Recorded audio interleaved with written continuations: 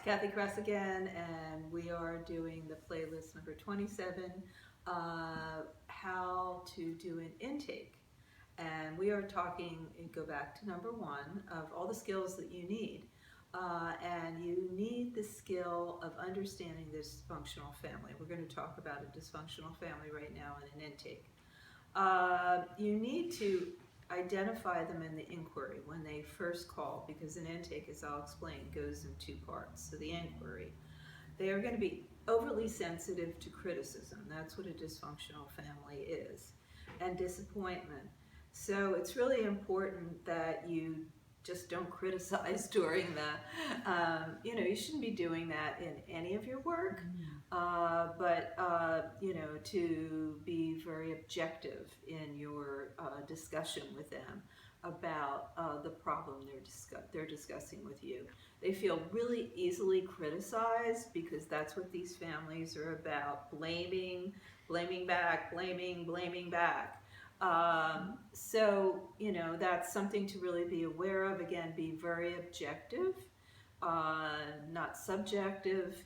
Don't be defensive, but at the same time, explain what their choices are, and always give them choices, as you would with anybody else.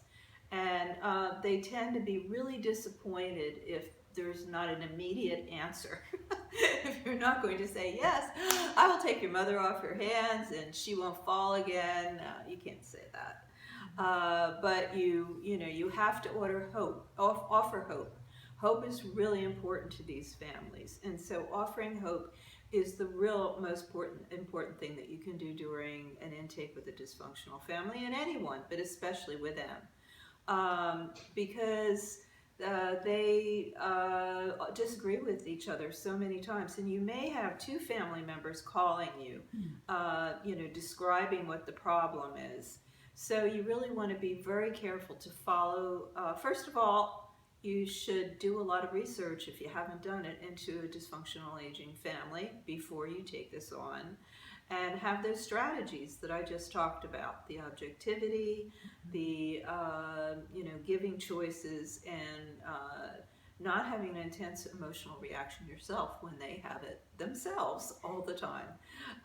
So we'll be back. That's number 2, and we'll be back with number 3 about how to do the intake and the inquiry to make the sale.